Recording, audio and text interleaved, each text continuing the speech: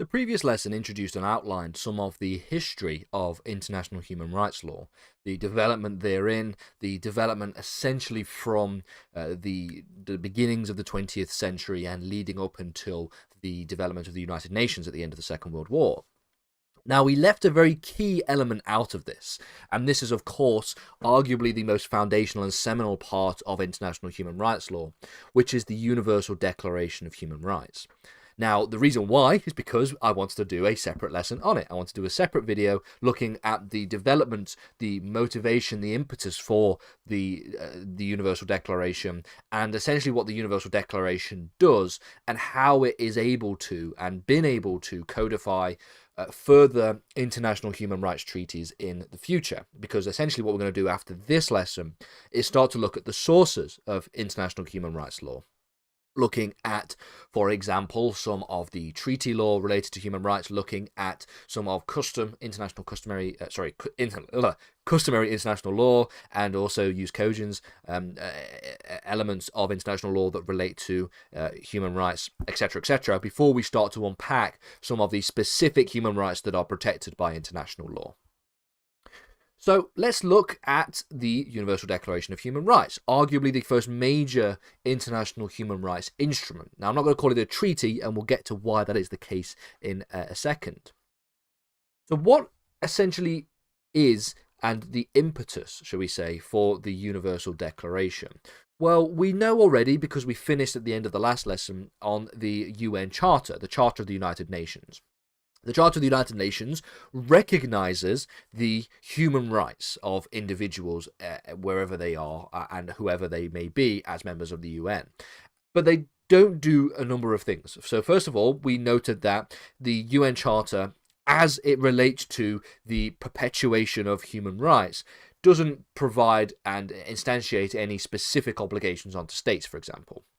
Nor does it specifically outline rights that humans have. So it doesn't, for example, give as indication as to the right to life or freedom of expression, etc.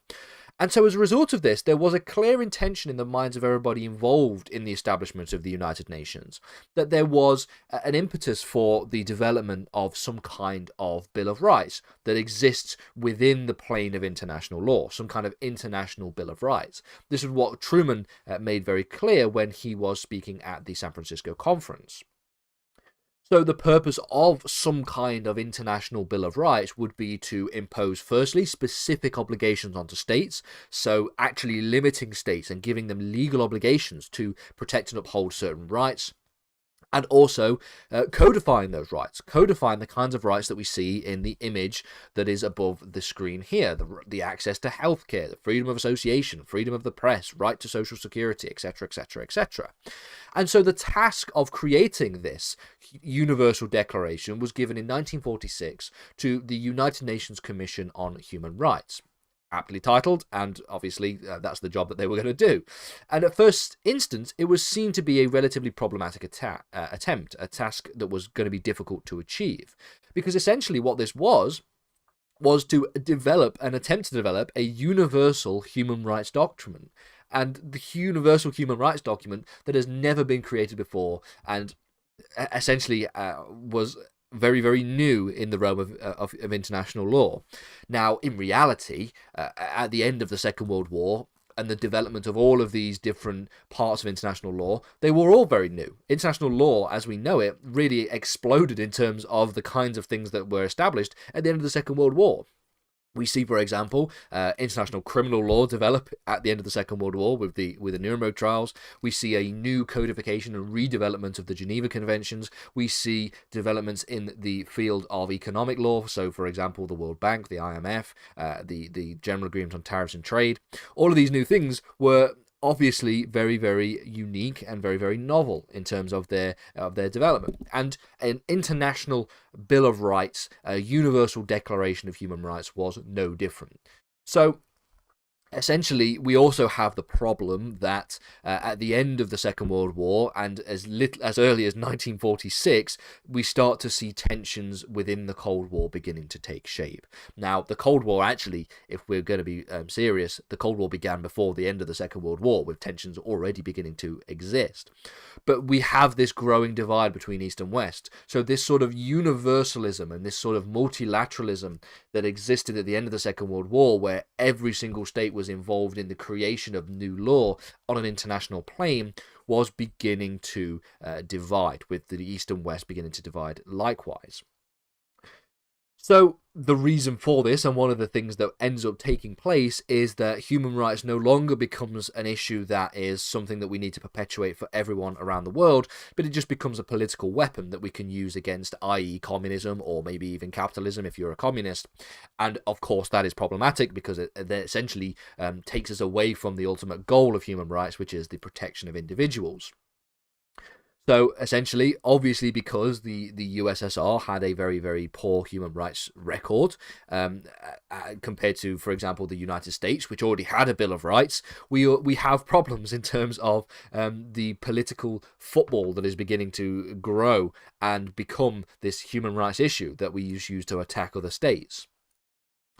So what we see is the Commission on Human Rights, the UN Commission on Human Rights, argue and develop a very clear mandate that there needs to be three distinct parts that exists within the Universal Declaration.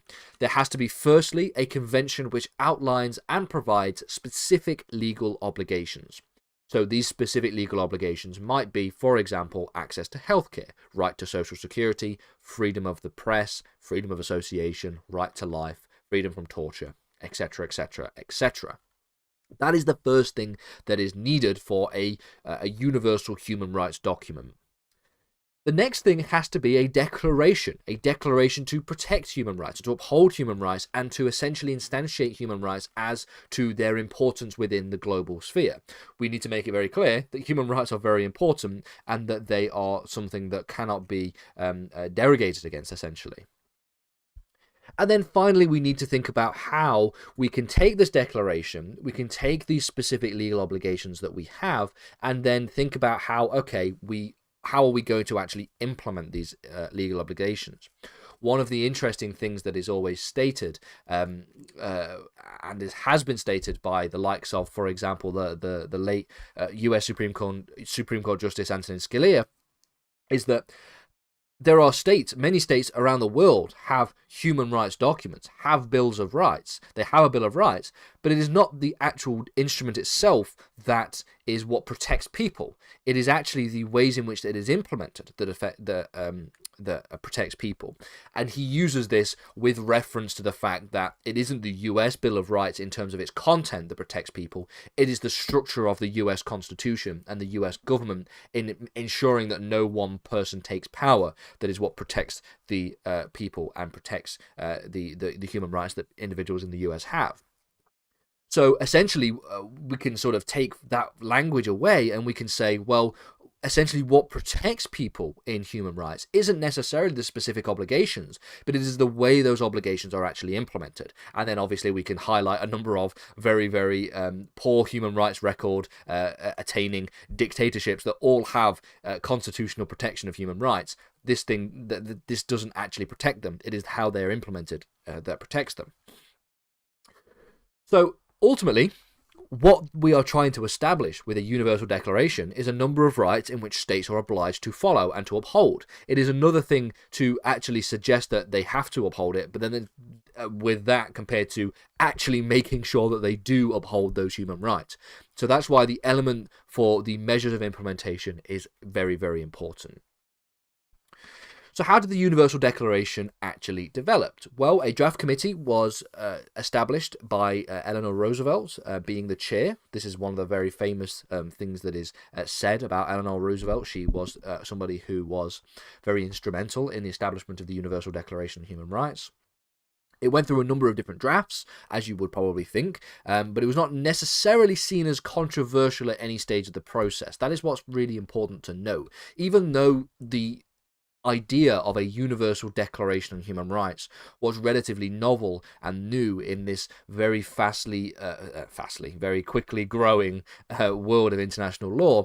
None of the parts or none of the stages of the process of development of the UDHR was actually necessarily controversial. It went to the General Assembly on the 10th of December 1948, and it was accepted without any dissenting votes.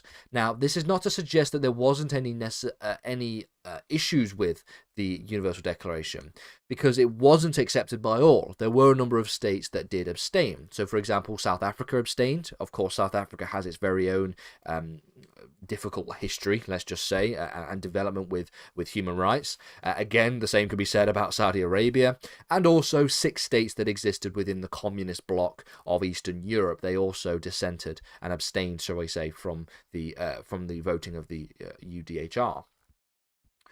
So that's really where the UDHR begins in 1948. It is now the Universal Declaration on Human Rights. It still exists to this day. But what are the problems with it?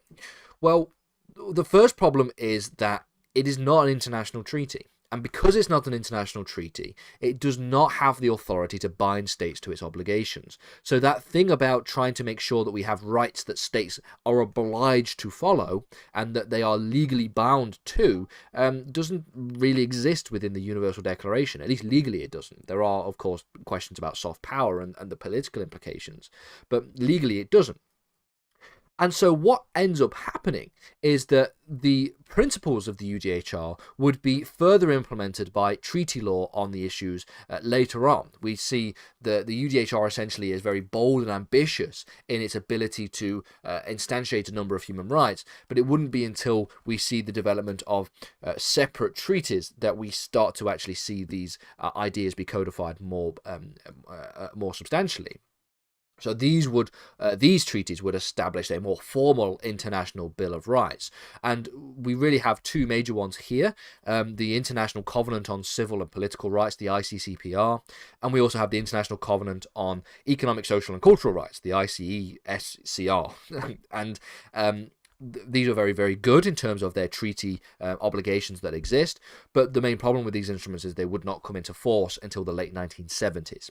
So we have a very big period from 1948 where the Universal Declaration is essentially established, at the end of the 1970s, where these treaties don't actually gain any kind of prevalence. We do have regional instruments in terms of development of human rights, of course. For example, the Council of Europe and the European Convention on Human Rights that exists, and that is something that we study separately when we look at the European Law Academy, a different channel where we look at the law of the ECHR. But in terms of issues with the Universal Declaration, these are the ones that a lot of people tend to point to. Now, the next lesson, we're going to actually dive into the sources of human rights in international law, and we will think about the kind of treaty instruments that exist, some of the customary international law, and some of the other sources of international law that also specifically pertain to human rights protections.